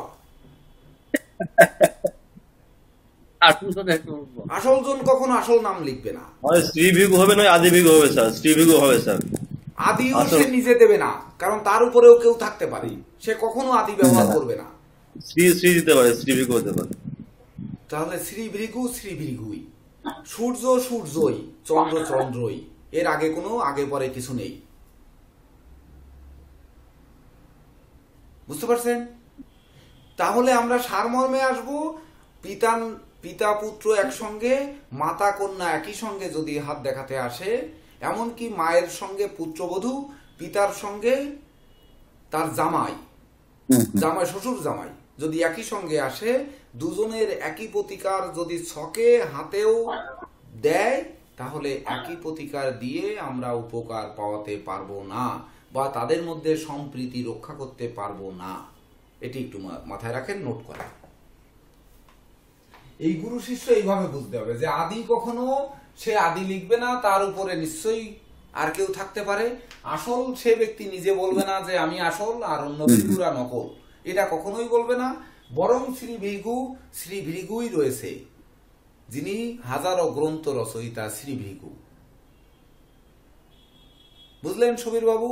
আপনাদের ট্রেনে উঠলে দেখবেন আদি ভৃগু, আসল ভৃগু, মানে আরো অনেক ভৃগু রয়েছে, হাজার হাজার ভৃগু আছে, হাজার হাজার ভৃগু। তো সেই ভৃগু, অরিজিনাল ভৃগু শ্রী ভৃগুই। শ্রী ভৃগু উনি হাজার গ্রন্থের রচয়িতা। আবারও জেনে নেন যে সে ব্যক্তি ইয়েতে কোক শাস্ত্রে নাম ধরেছে কোকা পণ্ডিত, আবার তিনি মেডিকেলে ধরেছেন হচ্ছে ওই কি দত্তরি, এই তো মনে নেই। তো এমনকি উনি ওই যোগব্যায়ামের উপরেও বই লিখেছেন, সেখানেও নাম ভিন্ন ধরেছেন। আপনারা ওই ভৃগু সংহিতা কিনে পড়ে তারপরে দেখবেন। আর এমনি এমনি তিনি নিজের বইতে নিজে লেখেননি যে হাজারো গ্রন্থের রচয়িতা, এমনি দাবি করেননি। তিনি যদি না লিখে থাকেন তাহলে কখনো শ্রী ভৃগু এই দাবি করবে না, এটি মাথায় রাখবেন। তাহলে পরের প্রশ্নে আসেন। একটু প্রশ্নে আমাদের বিরোধ কোথায় কোথায়, সেই একটি বিশেষ বিরোধ আমরা বের করলাম। এমনকি একই নাম থাকলে আমরা সেটা বের করলাম। আর কি বের করতে চাই আমরা? হস্ত দেখা নিয়ে আমার একটা প্রশ্ন ছিল স্যার। হ্যাঁ বলেন। এটা প্রশ্নটা ছিল যে আবুল হোসেন ভাই যেরকম প্রশ্নটা করছে, আমার প্রশ্নটা ঠিক বলেছে। যেমন অনেক ক্ষেত্রে দেখা যায় স্যার, ওই যে হাতের ক্ষেত্রে স্যার, যে অনেক হালকা হাত আপনি বলছেন দেখা যায়, এটা মোটামুটি আমি একটা লোয়ার ক্লাস বা যারা মোটামুটি মানুষের বাড়িতে কাজ টাজ করে এদের হাতগুলো এরকম দেখে। কিন্তু বেশিরভাগই স্যার মধ্যবিত্ত ফ্যামিলির মেয়েরা বা গৃহবধূরা, তাদের হাতটা সম্পূর্ণ ফুলা ফুলা থাকে এবং দেখা যায় যে পুরা ইয়েটাই ভালো, মানে হাত দেখতে অতি সুন্দর, প্রত্যেকটা ক্ষেত্রে ভালো। সেই ক্ষেত্রে স্যার আমরা কিভাবে কি বিচার করবো? হ্যাঁ, নরম হাতে সবসময়ের জন্য বোঝা যায় যে সকল ক্ষেত্রগুলো সমান। হাতগুলো যখন নরম, ওই যে হাত নরম, শক্ত, কর্মঠ, এই যে হাতের শ্রেণী বিভাগ রয়েছে, ওই শ্রেণী বিভাগগুলো পড়তে হবে। তখন আমি নরম হাতগুলো বলেছি যে পাঞ্চ করুন, এভাবে পাঞ্চ। তাকে বলুন যে 10 বার মুট করুন, 10 বার ছাড়ুন, 10 বার মুট করুন, 10 বার ছাড়ুন। এই 10 বার মুট করতে করতে এই ডান হাতে আমি ধরেন 5-6 বার মুট করেছি আর খুলেছি, এতেই কিন্তু হাতের বর্ণ চেঞ্জ হয়ে যাবে, ডিপ হয়ে যাবে, কখনো লাইট হয়ে যাবে। যে জায়গায় ডিপ হবে মানে লাল বেশি হবে, সেই জায়গায় প্রেসার বেশি পড়েছে, না হলে তো আর লাল হয়নি। যে জায়গায় প্রেসার বেশি পড়েছে সেই জায়গাটি কিন্তু লাল হয়েছে। তাহলে ওই প্রেসার যে জায়গায় পড়েছে, চাপ দিলে প্রেসার পড়েছে, মানে ওই জায়গা লাল জায়গাগুলো মাংস, ওই জায়গাগুলো উঁচু, বাকি জায়গাগুলো শুধু বর্ণ দেখে। এই জন্য হাতের বর্ণ বোঝা, ওই হাতের চাপ দেওয়া, হাতের গঠন বোঝা, এগুলো অবশ্যই পাশে থাকার প্রয়োজন রয়েছে। 1-2 মিনিটে হাত দেখে আসলে কিছু বোঝা যায় না, কিন্তু যায় কি যায়, হাতের যে জায়গাটিতে আপনার চোখটা আকর্ষণ করবে, আপনি চর্চা করতে করতে দেখবেন সেই জায়গাটায় যে আপনাকে ঠিকই নক করবে যে ওই জায়গাটিতেই প্রবলেম। তো সেক্ষেত্রে আপনারা এগুলো প্রয়োগ করেন, যখন তাকে বলবেন তখন দেখে ফেলবেন যে হ্যাঁ এটা ফুলা হাত, বিশেষ করে নরম হাত। ঠিক আছে, আপনার কথা মানলাম। বিষয় যেটা দাঁড়াচ্ছে সেটা আর একটু বলবো। হ্যাঁ বলেন। ওই বলছিলাম যে ধরেন আপনার বুধের যে আপনার অবস্থান এবং রবির অবস্থান, দুইজনের অবস্থানের মধ্যে বুধের 3 ভাগের 2 অংশ এবং রবির 1 অংশ, পুরাটা এরকম, তাহলে আপনার মানে কি দাঁড়ায়, ব্যাপারটা কি দাঁড়ায় এরকম বা সব ক্ষেত্রে? মানে বলতেছেন রবির হাফ অংশ আর বুধের হাফ অংশ, এই দুটি মিলে নিচু। বুধের হাফ অংশ না, 3/2 অংশ। হ্যাঁ, তখন আমি হাতের থেকে বেশি, হ্যাঁ, হাতের 9টি গ্রহের ক্ষেত্রের মধ্যে শুধুমাত্র বুধকে নজর দিতে বললাম, কারণ বুধই একমাত্র করবে যে অন্যান্য কোনো ক্ষেত্রকে স্ফীত করা বা ডাউন করা বা শুকিয়ে নেওয়া। এই যে জিনিসটি চোখে ধরা পড়ে না, এটি বুধের উপর নির্ভর করবে। এখন বুধ যদি বুধকেই খায়, মানে নিজে যদি নিজের জায়গাকেই দুর্বল করে, তাহলে আশেপাশের পরিবেশ তখন দেখতে বলেছি। সেই পরিবেশ কি কারণে করলো? ওই যে গত ক্লাসে যেটি হয়েছিল, যে বুধের ক্ষেত্রের পাশে কি রয়েছে, এ পাশে মঙ্গল, এ পাশে রবি, রবির সঙ্গে কে রয়েছে, এদিকে রাশি রয়েছে মীন, তাহলে মীন রাশি বৃহস্পতির ক্ষেত্র, সেখানে যে নক্ষত্র রয়েছে সেগুলো তাকে ইনফ্লুয়েন্স করছে কিনা সেটি ভেবে তার একটা সঠিক সিদ্ধান্তে আসতে হবে। আপনি আপনার কোর্টে উত্তম বিচারক, এটি মাথায় রাখতে হবে। আপনি যেটি করবেন সেটি নির্ভুল, এটি হতে হবে। অর্থাৎ আপনাকে শ্রীভৃগু হতে হবে, আপনাকে আদি হওয়ার দরকার নেই, আসল হওয়ারও দরকার নেই, আপনি শুধু শ্রীভৃগুই হবেন। অর্থাৎ আপনি অ্যাস্ট্রোলজার স্বপন চক্রবর্তীই হবেন। আপনার বিচারই সর্বদা গ্রহণযোগ্য, সেভাবে আমাদের বসতে হবে। ঠিক আছে, বলেন পামিস্ট্রি নিয়ে কোনো প্রশ্ন থাকলে একজনে আরেকজনের দিকে নজর রেখে যে কথা বলছেন, আরেকজন মানে মিউট রেখে সেই অনুযায়ী কথা বলেন, তাহলে দেখেন সুন্দর মানে শেষ ক্লাস পামিস্ট্রির অনেক ভালো কিছু পাওয়া যাবে আশা করি আমি। স্যার পামিস্ট্রি আসলে আমার মনে হয় ক্লাস আরেকটা লাগবে স্যার, ফাঁক দিয়ে দিন স্যার। এই যে মণিবন্ধের যে বিষয়টা স্যার, এই যে মণিবন্ধের বিষয় এবং বিশেষ করে এই মণিবন্ধের বিচারটা স্যার আমাদের একটু ভালো করে বোঝা উচিত এবং দরকার স্যার। এবং ভাগ্য রেখা যে বিভিন্ন স্থান থেকে ভাগ্য রেখা এক জায়গায় গিয়ে কেন্দ্রীভূত হয়, ওইখান থেকে আবার রান করে, ওইটা যদি একটু বুঝাই বলতেন স্যার। মণিবন্ধটা আসলেই বাকি রয়ে গেছে, এটা মণিবন্ধটা এত সংক্ষেপে শুরু করলে হয় না, এটা একটু বৃহৎ আকারে দেখার দরকার। মণিবন্ধন যখন দেখা হয় তো দেখুন একটি জিনিস এই দুই হাতের উপরে থাকে, ধরেন একটি ফুটবল ধরলাম আমরা, দুই হাতের পরে ধরছি, তাহলে মণিবন্ধটা কিন্তু দুই হাতের নিচে, কিন্তু হাতের একটি হাতের মণিবন্ধ, দুটি হাতের নয়, একটি হাতের কিন্তু মণিবন্ধ আমাদের বিচার করতে হবে, দুটি একসঙ্গে কখনোই নয়। আবার দুই হাতের মণিবন্ধে দুরকম রেখাই বেশিরভাগ থাকে। তো মণিবন্ধকে শাসন করে মূলত তার উপরে ওয়েটটা দেয় চন্দ্র এবং শুক্র, এই দুজন তার কাছে রয়েছে। তাহলে চন্দ্র মণিবন্ধনকে, যার জন্য মণিবন্ধ রেখাকে ভ্রমণ রেখা বলা হয়, যেহেতু চন্দ্র রয়েছে। আবার মণিবন্ধন রেখাকে অনেক সময় শান্তির রেখা বা শুক্রের রেখাও বলা হয়ে থাকে, কারণ মণিকে বন্ধন করে রাখে। আবার নজরবন্দি আপনারা শুনেছেন যে জাদুকররা, আজকে যদি কিশোরী মোহন বাবু থাকতেন, ও আমাদের সুভাষ বাবু তো রয়েছেন, তো জাদুকররা মণি বন্ধন করে, অর্থাৎ চোখ বন্ধন করে চোখের আড়ালে কিভাবে জাদু দেখিয়ে দেয়, কিন্তু আসলে জাদু না, একটু হাতের ম্যাজিক। তো এই মণিবন্ধ হচ্ছে চোখের বন্ধন, তাহলে দৃষ্টিকে বন্ধন করে, তাহলে দৃষ্টি বন্ধন করে পুরো হাতটাকে বেঁধে ফেলে, হাতটা তার গ্রিপের মধ্যে নিয়ে আসে। তখন এই মণিবন্ধের শক্তি, বিশেষ করে সে আমাদের দুই দিকে কি দিচ্ছে, একদিকে শুক্র আর একদিকে চন্দ্র, দুজন শত্রু, একে অপরের শত্রু। তাহলে চন্দ্র মানে শুক্র চন্দ্রকে শত্রু মনে করে, রবিকেও করে, তো রবিকে টানার দরকার নেই। তাহলে দুই শত্রু ভর করছে মণিবন্ধের উপরে, তাহলে তার ভ্রমণটা, ওই যে যখন ভ্রমণ বলে, ভ্রমণটা শান্তিপ্রিয় হবে কিনা, কত বছরে ভ্রমণ হবে, মণিবন্ধনে কি ধরনের রেখা রয়েছে, তার উপরে তার সফলতা কত বছরে, সুখ হলে কত বছরে, তার দুঃখ হলে কত বছরে, এই বছরগুলো বয়স অনুপাতে পাঠ করে তারপর মণিবন্ধনটা বিচার করতে হবে। এটা নোট করে রেখে যে এই শুভ দিনের নির্ঘণ্ট যখন আছে, যদি আপনারা বুঝতে না চান, 18, 19, 20 নাম্বার এই যে তিনটি পর্যায় রয়েছে, এটি যদি আপনারা বুঝতে না চান, তাই এই জায়গায় মণিবন্ধন যে কোনো জায়গায় ঢুকিয়ে দেওয়া যায়, বা যোগের যে ক্লাস, যোগের ভিতর ঢুকালে আপনাদের ক্ষতি হবে, আপনাদের মানে শিখার পার্সেন্টেজ কমে যাবে। যোগের ক্লাস 2, 4, 5টা 7টা 10টা দিয়ে কোনো কাজ হয় না।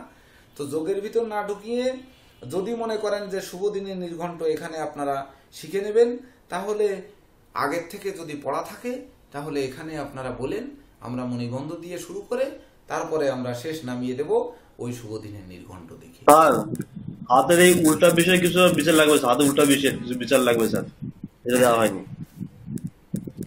উল্টা পাশে যেমন আপনাদের সহজভাবে চিনিয়েছি যে উল্টা পাশ থেকে আঙ্গুলের বক্রতা স্বচ্ছতা যত সহজভাবে ধরা যায়, এটি এই সদর পাশ থেকে এত সহজে ধরা যায় না। কারণ হাতের তালু সঙ্গে রেখার দিকে নজর যায়, তখন আঙ্গুলের দিকে আমাদের ঠিক মতো নজরটা থাকে না। ওই যে চোখের নজর, চোখ যেখানে গিয়ে দাঁড়াবে, কিন্তু যখন পিছন সাইড দেখি তখন কিন্তু আমরা রেখাটা দেখি না, এখানে কোনো রেখা নেই, তখন শুধু আঙ্গুলের দিকে নজর যায়, তখন আঙ্গুলটা কিন্তু সহজে দেখা যায়। যেমন ধরুন এই যে আমার ধরেন মধ্যমা আঙ্গুল পিছনের দিকে চিৎ করা, কিন্তু কনিষ্ঠ আঙ্গুল কিন্তু অত চিৎ করা নয়। তার মানে কি শনি দুর্বল হয়ে পড়েছে।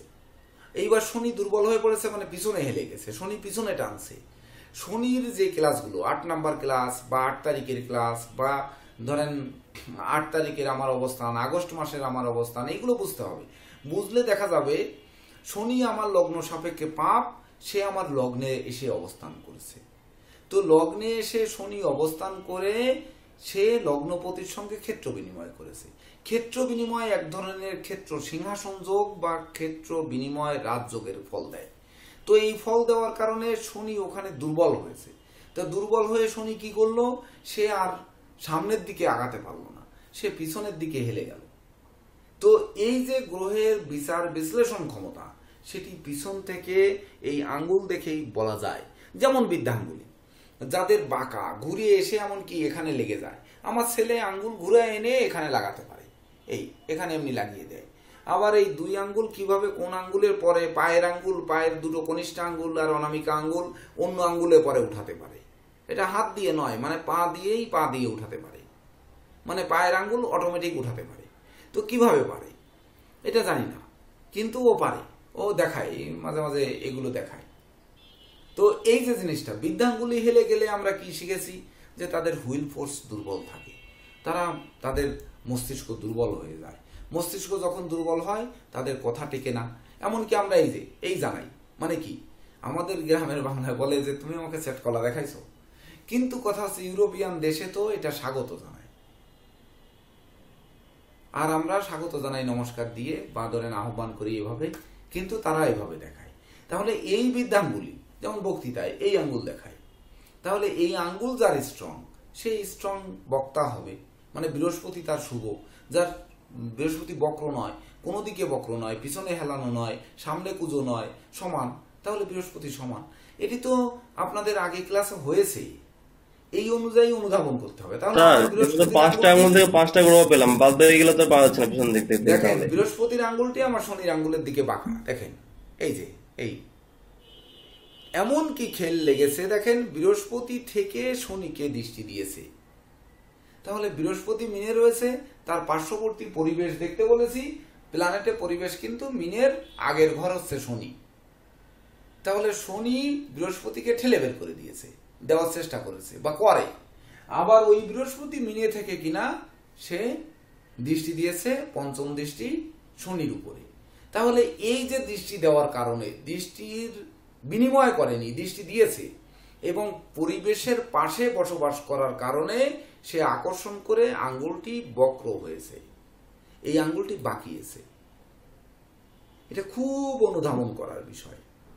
রবির আঙ্গুলটি পিছনে, আবার আপনাদের কিন্তু দেখিয়েছি যে প্রত্যেকে দেখেন এই হাতটা 90 ডিগ্রি করলে আমার ওই অনামিকা আঙ্গুল বড় হয়ে যায়, অনেকের হয় না, কিন্তু দেখেন দেখেন হয় না,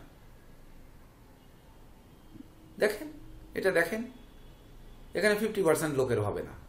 স্যার আমার হয় স্যার, বড় হয়ে যায়।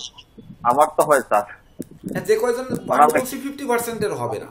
দেখেন আঙ্গুল কিন্তু সব থেকে বড় হচ্ছে আমার মধ্যমা, তার থেকে বড় হচ্ছে অনামিকা, তার থেকে বড় হচ্ছে, মানে এই দুটো আমার সমান, এই যে দেখেন সমান, এই দেখেন সমান, 2 হাতেই এই যে সমান। কিন্তু যখনই এইটাকে কার্ভ করি তখন দেখেন আমার অনামিকাটা বড় হয়, এই অনামিকাটা বড় হয়। এটা আপনাদের দেখতে বলেছি, এটাও কিন্তু ক্লাস করেছি যে এই অনামিক আঙ্গুল যখন বড় হয়, ক্লাস নিয়েছি কিনা জানি না, তবে আমি ভিডিও করেছি, এটা নিয়েছি। ভিডিও ডিপ্লোমাতে দিচ্ছেন স্যার? হ্যাঁ, এই ক্লাসটা হয়েছে স্যার, কিন্তু আলাদা বলছি আলাদা কিছু আছে নাকি পিছন দিক থেকে দেখে কোনো বিচার করার পদ্ধতি? বড় হয় তখন বুঝতে হবে এই যশকারক গ্রহ রবি নিচে চাপা ছিল, সে তার কর্মগুণে সেটাকে জাগ্রত করতে পেরেছে। আমি আমার রবিকে দিয়ে যখন দেখি রবি তুলায়, কার্তিক মাসের জন্য রবি তুলায় রাহু যুক্ত, তাহলে কর্মগুণে ওই রবি উপরে উঠছে, এবং এটি কিন্তু সবার উঠে না। আমাদের এখানে 20 জন থাকলে 10 জনের উঠবে, 10 জন ও উঠবে না, 5-6 জনের উঠবে। প্রত্যেকের কাছে যখন ক্লায়েন্ট আসবে, ভাগ্যফল প্রত্যাশী আসবে, চাপ দিয়ে এটা। স্যার আমারও তো রবি তুললাই, আমার তো আঙুল বড় হয়ে যাচ্ছে এরকম করে। অনেকের কনিষ্ঠ আঙ্গুল ধরেন সবসময়ের জন্য করের নিচে থাকলে, উপরে থাকলে আমরা বলি দেবগণ, করের সোজা থাকলে বলি নরগণ, করের নিচে থাকলে বলি রাক্ষসগণ। তাহলে এই যে গণ, সেই আঙ্গুলটিকে বারবার পাঞ্চ করেন, মানে উনি যেন টেনে লম্বা না করতে পারে। কয়েকবার পাঞ্চ করার পরে এইবার সোজা করে ধরেন, তারপরে মাপটা দেন। এইবার ধরুন কয়েকবার করার পরে বড় ছোটটা আপনাদেরই উপলব্ধি করতে হবে, করে তারপরে দেখতে হবে যে সে লুকাচ্ছে কিনা। আমাদের চোখটা এমন ভাবে রাখতে হবে যে আমরা পেশায় বসে গেছি, আমাদের পাশের থেকে এসে যেন কেউ ভুল প্রমাণ না করতে পারে, তার জন্য আমাদের নজরদারি আরো আরো আরো রূপে বাড়াতে হবে। ওই যখন বলেছি বুধকে নজর রাখতে, তখন কনিষ্ঠাই বেশি নজর রাখতে হবে। কনিষ্ঠা দিয়েই, কনিষ্ঠা আঙ্গুল বাঁকা থাকলে চোর হয় মানুষ, এটা তো আপনারা পড়েছেন। কনিষ্ঠা বাঁকা, কনিষ্ঠা ভগ্ন বা কনিষ্ঠা বেমানান, তারা একটু চোর হয়। সেই চোর তো এমনও হতে পারে যে আপনার বিদ্যা, আপনার গবেষণা চুরি করতে আসছে। স্যার এটা আমার প্রশ্ন ছিল স্যার, যে চোর এবং ডাকাত আর যারা মদ্যপায়ী, যে মদ্যপান করে বা নেশাখোর, ওদের কিভাবে ধরা, ওই প্রশ্নটা স্যার। তো ওই যে ধরতে হবে, তখন তখন আমাদের ধরার কৌশলটাও কিন্তু ওইভাবে রপ্ত করতে হবে। বলেন আমাদের টিটু দাস বাবু, আপনি পামিস্ট্রির শিক্ষক হিসাবে আপনি পামিস্ট্রির কিছু প্রশ্ন। শাখা রেখাগুলো কি ভূমিকা পালন করবে? শাখা রেখাগুলো, শাখা রেখা বলতে কোন জায়গার শাখা রেখা? শাখা রেখা তো প্রচুর থাকবে। ধরেন আপনার হৃদয় রেখা, আর হৃদয় রেখা থেকে আপনার গিয়ে শনি, মানে শনির পর্বত পর্যন্ত গেল, তারপরে 2টা শাখা রেখা বেরিয়ে গেল। হ্যাঁ, যেতে পারে, এটা তো সাধারণ ফল, এটা তো আপনার পারার কথা। হৃদয় রেখা শনির ক্ষেত্রে গেল, এইবার শনির ক্ষেত্রে যাওয়ার পরে আপনার শাখা রেখা একটা বৃহস্পতিতে যেতে পারে, একটা রাহুতে যেতে পারে, এমনকি একটা মাঝ বরাবর যেতে পারে, যেতেই পারে, যে কোনো জায়গায় যেতে পারে। হ্যাঁ, তাহলে শাখা রেখা যেটি রাহুর ক্ষেত্রে যাবে সেটি তার মস্তিষ্কে বিকৃতি ঘটাবে, মস্তিষ্কের বিপর্যয় ঘটাবে। যেটি সোজা বৃহস্পতির ক্ষেত্রে যাবে সেটা জ্ঞান গরিমা সক্ষতা দেবে। কিন্তু ওই যে সকালে ক্লাসে আপনি ছিলেন, সলোমন রিংকে যদি কর্তন করে তাহলে বুঝবেন হৃদয় রেখা মাতব্বর, সলোমন রিং হেরে গেছে। এই একটি জায়গা ব্যতি রেখে যদি সলোমন রিংয়ে গিয়ে টাচও করে বা তার নিচে থাকে, কর্তন না করে থাকে, তাহলে সেই শাখা রেখা শুভ ফল দিয়ে থাকে। কিন্তু আমি যেটা জানতে চাচ্ছিলাম সেটা হচ্ছে যে মূল রেখার আপনার যে পাওয়ারটা আর শাখা রেখার পাওয়ারটা কি একই হবে? কখনো কখনো একই হয়ে যেতে পারে। শাখা রেখা অল্প একটু বিষ সমস্ত মানে জলকে বিষ করে দিতে পারে। সামান্য একটু রং সাদা জলের ভিতর দেবেন, 1 ফোঁটা রং সমস্ত জলকে লাল করতে পারে। 1 ঘটি দুধের মধ্যে 1 ফোঁটা লেবুর রস দিলে দুধটা কেড়ে দিতে পারে। তো শাখা রেখা কখনো কখনো ক্ষতিকর হতে পারে, আবার ওই শাখা রেখা সহায়ক হতে পারে। যেমন ভাগ্য রেখার গোড়ায় শাখা রেখা আপনাদের বলেছিলাম যে এটি হচ্ছে মাস্তুল, এটা অবশ্যই সহায়ক রেখা, সহযোগিতা করে থাকে। তাহলে যদি ভাগ্য রেখার গোড়ায় শাখা রেখা, এটা ওই ভাগ্য রেখার টলটলায়মান থেকে শক্ত করছে, মানে তাকে আর টলতে দিচ্ছে না, তার হিসাবে কাজ করবে। হ্যাঁ, তাহলে এইবার যদি বলি আমরা হৃদয় রেখায় এইরকম শাখা রেখা দিয়ে দেব, তাহলে কি হবে? ভালো হবে না স্যার। হ্যাঁ, তাহলে হৃদয়ে দুজনকে বুদ্ধি হৃদয়, দেবে, হ্যাঁ, স্যার, আঘাত করবে। সেই বুদ্ধি ঢুকে গিয়ে একসাথে বের হবে। তো দুজনের বুদ্ধি নিয়ে, দুজনের মন নিয়ে যখন একরকম চলবেন, দুজনের মন নিয়ে আপনি এক জায়গায় রূপান্তর কোনোদিন করতে পারবেন? যেমন শিরোরেখার গোড়ার থেকে শাখা রেখা এসে মিলিত হলো, তাহলে মস্তিষ্কে দুজনের বুদ্ধি যখন ঢুকে যাবে, আমি এক জায়গায় বসে চেম্বার করি, আমি যদি বলি নীলা দেব আর আপনি যদি বলেন রুবি দেব, তাহলে দুজন এক যদি না হতে পারি, তো ক্লায়েন্ট কি ফি দিয়ে যাবে? না। তাহলে কি হলো? তাহলে ওই শাখা রেখা দেখেন, এই শাখা রেখা গোলযোগ সৃষ্টিকারী, আর এই শাখা রেখা হচ্ছে তাকে স্থির চিত্তে দাঁড়াতে সহযোগিতাকারী, আর এই রেখা হচ্ছে তার মনের উপর আঘাতকারী, মনের উপর প্রভাব বিস্তারকারী। এভাবে বুঝতে হবে। গুরুজি, হ্যাঁ বলেন। আমি একটা প্রশ্ন করবো? হ্যাঁ করেন, অবশ্যই। মনে করো আমি প্রেম করেছি, ঠিক আছে? প্রেমে প্রেমে প্রেমে আমার প্রেম কাছে ইয়ে খারাপ, মানে অনেক খারাপ হয়ে গেছে, কি মিলন খারাপ হয়ে গেছে, ওটা আবার মিলবে? আরেকবার বলেন। আমি প্রেম করেছিলাম, ও মাত্র আমার সঙ্গে আমার স্ত্রীর সঙ্গে মাত্র ডিভোর্স হয়ে গেছে, ওটা আবার দুসরা হবে, ওটা রেখা করে দেখা আসবে, মিলন হবে দুজনের মধ্যে। নীরজ বাবু উনি কি বলছেন একটু বলেন তো। স্যার আমি একটু বলি, আমি বলি স্যার, এই প্রদীপ বাবু কি বলছে, মনে করছেন যে সে কোন একটা এক্সট্রা এফিয়ারে জড়াইছে, সেই হিসেবে তার বউকে সে ডিভোর্স দিয়ে দিচ্ছে। এখন পরবর্তীতে আবার বউয়ের সাথে তার মিলন হবে কিনা, ওই এফিয়ারটা ছেড়ে দিল, বউয়ের সাথে মিলন হবে কিনা, সেটা কোনো ইন্ডিকেশন এখানে আছে কিনা? সেটা কি রেখা দিয়ে? হ্যাঁ, রেখা আছে নাকি?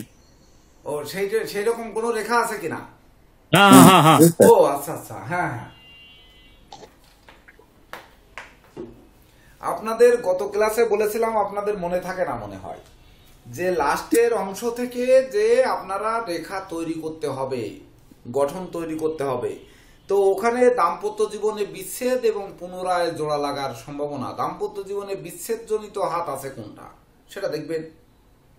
সেই বিচ্ছেদজনিত হাতে যে চিহ্নগুলো রয়েছে সেগুলো দেখবেন, কোন কারণে বিচ্ছেদটা হয়েছে, এই বিচ্ছেদটা পুনরুদ্ধার হবে কিনা।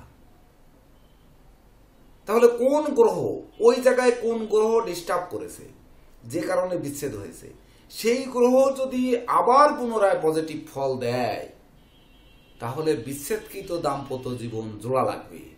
যেমন একাদশে চন্দ্র যখন গোচরে পরিভ্রমণ করে, তখন দাম্পত্য জীবনের অশান্তি দূরীভূত হয় বা দুজনের মধ্যে মিল মহব্বত বাড়ে। যেমন আমার চিকিৎসক, হোমিওপ্যাথিক চিকিৎসক ডাক্তার শাহাবুদ্দিন, আপনাদের পরিচয় করিয়ে দিয়েছিলাম। তো ইনি গত প্রায়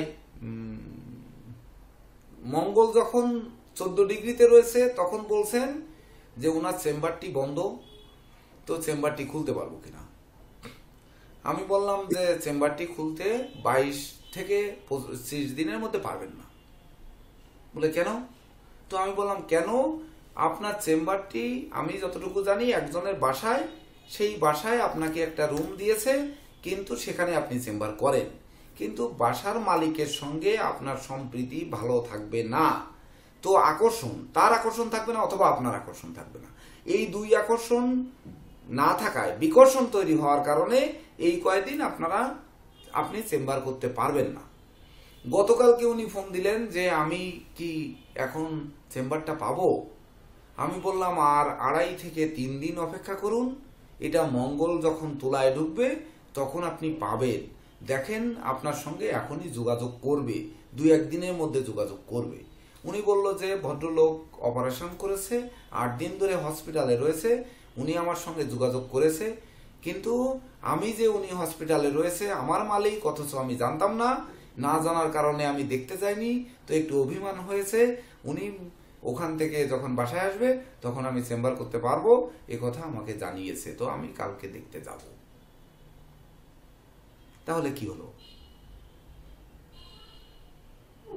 ওই মালিক ভাড়াটিয়ার মধ্যে যদি প্রেম হয়, ধরেন প্রেম মালিক ভাড়াটিয়ার মধ্যে সম্পর্ক, তাহলে আমি যখন বলি যে চতুর্থ চন্দ্র কলহকারী পরিবেশ সৃষ্টি করে, ভাড়াটিয়া হলে মালিকের সাথে সম্প্রীতি বজায় রাখুন, নচেত অচিরেই বাসা, বাড়ি, অফিস, আদালত পাল্টানোর ঝামেলায় পড়তে হবে। এটি চতুর্থে চন্দ্র এই দুর্যোগ, কলহ, বিবাদ তৈরি করে। তার জন্য ওই ক্ষেত্রে বলি, তাহলে এই যে কথাগুলোকে তৈরি করেছে এটি কিন্তু কারো ভাষা নিয়ে নয়, কারো বইয়ের থেকে নিয়ে নয়। আমার ভাষাগুলো সম্পূর্ণ আমার লোকাল ভাষা বা আমার মতো তৈরি করা ভাষা এবং আমার মতো গবেষণালব্ধ ভাষা। বুঝতে পেরেছেন? জি স্যার। স্যার আমার হাতে একটা ভিন্ন রকমের একটা রেখা দেখি, এটা আমি বই বা অন্য কোথাও দেখিনি। সেটা হলো মণিবন্ধ থেকে একটা রেখা আমার আয়ু রেখার পাশ থেকে সোজা উঠে একদম বৃহস্পতিতে উঠে গেছে। হ্যাঁ, ওইটা ওই ইয়ের মতো, মানে মার্শাল রেখার মতো কাজ করছে। হ্যাঁ, মার্শাল রেখা, কিন্তু তার পাশে আরেকটা এরকম মার্শাল রেখা আছে ছোট। হ্যাঁ হ্যাঁ, এখন এটা কি রেখা বলবো স্যার? মার্শাল রেখার মতোই উঠেছে, অর্থাৎ আপনি যে পর্যন্ত উঠবেন সেখান থেকে আর কেউ নামাতে পারবে না। আমি আপনার হাতটি দেখেছিলাম, তখন দেখে আমি নোট রেখেছিলাম। এমনকি আপনি একটি প্রশ্ন করেছিলেন, তখন ওই প্রশ্ন লগ্নে আমি যখন পেয়েছিলাম যে আপনাকে নামাতে পারবে না ঠিক, কিন্তু পরিবর্তনটা করতে পারবে। তো সেই পরিবর্তনের যোগটাও কিন্তু আমি বলেছিলাম। আপনি সেখানে গেছেন কিনা বা ওইটি মনে রাখবেন। আমি যখন আপনি প্রশ্ন করেছিলেন সেই প্রশ্নের টাইম থেকে আমি যেটি বের করেছিলাম, সেটি বের করার সময় আমাদের বাবুল দেবনাথ ছিলেন, কিন্তু আমি তাকে নাম বলেছিলাম না যে এটি কার্ডটা বের করছি, কারণ আমি একজনের কথা আরেকজনের সামনে বলি না। তো তখন উনি আমার সামনে বসা ছিলেন, তার ভিতরেই আমি আপনাকে ফোন দিয়ে বলেছিলাম, কিন্তু উনি জানেন না যে আমি কার সঙ্গে কথা বলেছি। তো আমার সেটি মনে ছিল যে আপনার হাতটা দেখার পরে ওই রেখাটির কথা আমার মনে ছিল। আচ্ছা স্যার, আচ্ছা। ভাগ্য রেখার সহযোগী রেখা হতে পারে স্যার? না না, ভাগ্য রেখার সহায়ক নয়, শুক্রের ক্ষেত্রে ভিতর দিয়ে আয়ু রেখার ভিতর দিকে গেছে। আচ্ছা আচ্ছা।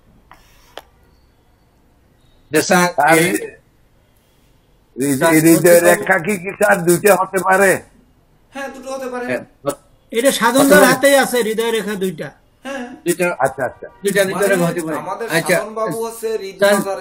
সাধন দেখান তো স্যার, আমরা দেখি দুটো হৃদয় রেখা স্যার যেহেতু আছে। দুইটা সাধনদার শিরোরেখা দুইটা, হৃদয় রেখা একটাই। হৃদয় রেখা দুটো হতে পারে। আচ্ছা, এই স্যার প্রদীপ বাবুর যে প্রশ্নটা, এইটার মধ্যে আমরা একটু কথা বলি। আমি একটা দেখাতে চাচ্ছি আর কি স্যার। হ্যাঁ, আগে টিটু বাবু বলুক, তারপরে আপনি দেখান। আর আপনার দাগটা একটু ডিপ দেন, তা নাহলে দেখা যাচ্ছে না। হ্যাঁ বলেন। প্রদীপ বাবু যে প্রশ্নটা বললো, এই যে বিবাহ রেখা একটা অঙ্কন করে স্যার একটা ছেদ করে দেন, আর একটা বিবাহ রেখা দিয়ে দেন। একটা প্রথম বিবাহ রেখা এইরকমই হতে পারে যে প্রথম বিবাহ রেখা ছেদ। না না, একবারে হৃদয় রেখা, একটা প্রথম বিবাহ রেখাটা হৃদয় রেখার সাথে ছেদ করে দেন।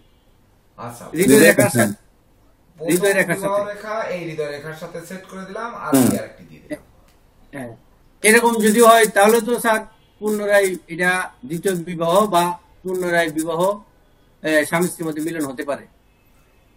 এইটা যে মিলবে, মানে এই প্রথম বিবাহ রেখা বলা হয়েছে বক্র হয়ে এসে হৃদয় রেখায় টাচ করা মানেই অশুভ। ছেদ করে গেলে জীবন সঙ্গীর মৃত্যু, এটা বলা হয়েছে। তাহলে উনার তো মৃত্যু হয়নি, বিচ্ছেদ হয়েছে। এই বিচ্ছেদটা জুড়বে কি করে, কে জুড়বে? দ্বিতীয় বিবাহটা, দ্বিতীয় রেখাটার কি গুরুত্ব নাই স্যার, নাকি না আরেকটা হবে? এখানে দ্বিতীয় বিবাহ আরেকটি হতে পারে, কিন্তু তাকে জুড়তে গেলে এখানে আপনি রেখা দিয়ে যে ইয়ে করবেন তা তো করা সম্ভব নয়। রেখা দিয়ে এটি বিচার করা কোনো ক্রমেই সম্ভব নয় যে ওই স্ত্রী ফিরে আসবে। ফিরে আসতে গেলে কে আনবে? কে আনবে বলেন, কে আনবে? স্যার শুক্র আনতে পারে, শুক্র আর চন্দ্র আনতে পারে। শুক্র আর চন্দ্র এই আনতে পারে। চন্দ্র তার মনের পরিবর্তন ঘটাতে পারে, আর শুক্র সেটিকে নিয়ে আসতে পারে। বিবাহের কি আরেকটা থাকতে পারে, বিবাহের ছেদ থাকতে পারে, বিবাহের ছেদ থাকতে পারে, সেই জন্য বিবাহ বিচ্ছেদ হতে পারে, বিচ্ছেদ হতে পারে। এবং শুক্র চন্দ্র স্ট্রং হলে তখন তারা ফিরতে পারে। উনার যদি শুক্র চন্দ্র ভালো থেকে থাকে তাহলে ওই মন নরম করে তাকে নিয়ে আসতে পারে, অথবা তার হাতে যদি শুক্র চন্দ্র ভালো থেকে থাকে তাহলে তার মন নরম করে ফিরিয়ে আনতে পারে। কিন্তু এই রেখা তো আর মুছে দিতে পারছেন না আপনি। তাহলে এর উত্তরটা রেখায় নয়, সেটি কোন সময় আসতে পারে সেই সময়টা নির্ণয় করতে গেলেও কিন্তু এই শুধু পামিস্ট্রি দিয়ে সম্ভব নয়। তখনই কিন্তু হ্যাঁ বলেন। আমি বলছি কি বৃহস্পতির দশা অন্তর্দশা যখন খারাপ ফল চলে, বৃহস্পতির দশা তো স্বামী স্ত্রী খারাপ দিবস হয় না? বৃহস্পতির দশায়, বৃহস্পতির অন্তর্দশায় কি হয়? স্বামী স্ত্রীর মধ্যে বিচ্ছেদ হয়ে যায়। বিচ্ছেদ হয়ে যায়। হ্যাঁ। এইবার যদি মেষ লগ্নের বৃহস্পতি তুলায় থাকে, সেই বৃহস্পতির দশায় বৃহস্পতির অন্তর যদি হয়, তাহলে কি হয়?